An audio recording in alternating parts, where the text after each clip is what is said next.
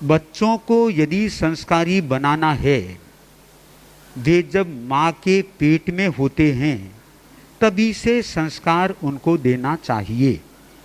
माँ नमस्कार महामंत्र की माला फेरती है या नहीं फेरती है, माँ उस समय पॉजिटिव थिंकिंग के साथ में रहती है या नहीं रहती है, ये बहुत सारी चीज़ें हैं जो बच्चे पर प्रभाव पड़ता है।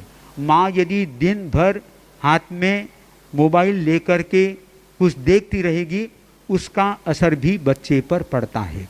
हमें उस समय से ध्यान देना है कि बच्चा पेट में है, तो बच्चे को संस्कारी बनाने के लिए माँ का पहला कर्तव्य होता है उस समय से वो धार्मिक जीवन जीना प्रारंभ कर दे और अपने अधिकांश क्षण धार्मिकता में लगाए। और फिर आप अपने आप देखोगे, मेरी संतान मेरे अनुकूल चल रही है, संस्कारी है, वह कहीं पर भी दूसरी दिशा नहीं अपना रही है। और संस्कारों के अभाव में फिर जब बच्चा बड़ा होता है और फिर उस पर संस्कारों का बोझ डाला जाता है, वो उसको सहन नहीं कर पाता है। वरना वह बच्चा आपकी आंख के इशारे पर चलना चाहिए। आपकी आंख के इशारे पर बच्चा कब चल सकता है? जब आप उसके साथ में मैत्री स्थापित कर लेंगे। फिर वह बच्चा औरों की बात नहीं, सबसे पहले आपकी बात ही मानेगा। इसलिए आप लोगों को ये ध्यान देना चाहिए, जब बच्चा अपने घर में आ रहा है तब से उसको संस्कार देने चालू कर देने चाहिए, ताकि वह बच्चा आपका अपना रह सके। उसके बिना बच्चा वह आपका अपना नहीं रहेगा, फिर तो वह और ही कहीं जाएगा।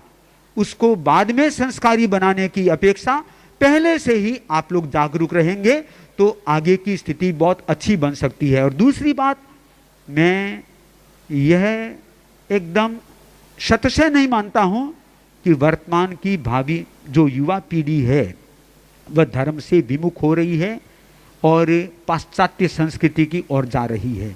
बंधुओं, दोनों पक्ष हो सकते हैं।